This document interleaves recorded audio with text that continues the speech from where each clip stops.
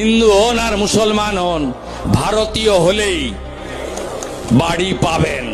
মোদিজি দেবে 1,20,000, আগামী বিজেপির সরকার দেবে 1,80,000, 3 লাখের বাড়ি। সৌর আলো দেব, অরুণোদয়, ইলেকট্রিক বিল দিতে হবে না। গোটা ভারতে নরেন্দ্র মোদীজির সরকার দিয়েছে, বাড়ি প্রতি 80,000 টাকা দিয়েছে।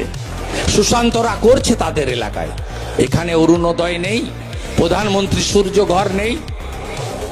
8,000 কোটি টাকা জল জীবন মিশনে দিয়েছিল।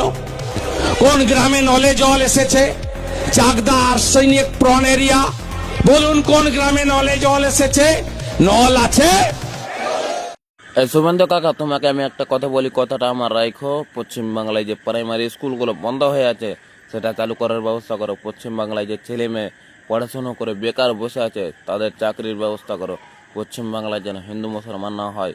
আপনার কাছে আমি এটাই আবেদন করলাম, যেন শান্তিভাবে পশ্চিমবাংলা চলে। আপনার কাছে আমি এটাই আবেদন করলাম। পশ্চিমবাংলায় আপনি মুখ্যমন্ত্রী হবেন বা শপথ নেবেন, কিন্তু কথা হচ্ছে আমরা হিন্দু মুসলমান না করে মিলেমিশে থাকতে চাই। আমরা হিন্দু মুসলিম ভাই ভাই, আমরা ঝামেলা চাই না। পশ্চিমবাংলায় কাজের ব্যবস্থা করো, যেন বাইরে যে কাজ না করতে হয়। আর হিন্দু মুসলমান না করে দেশটা মানে পশ্চিম বাংলাটাকে শান্তিভাবে চালানোর চেষ্টা করো।